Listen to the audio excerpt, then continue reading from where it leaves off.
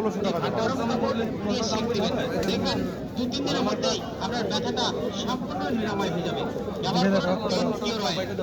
হাজারে কম বেশি না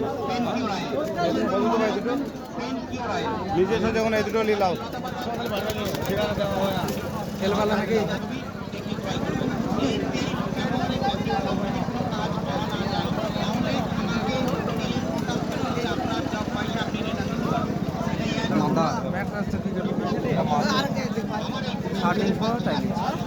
সাড়ে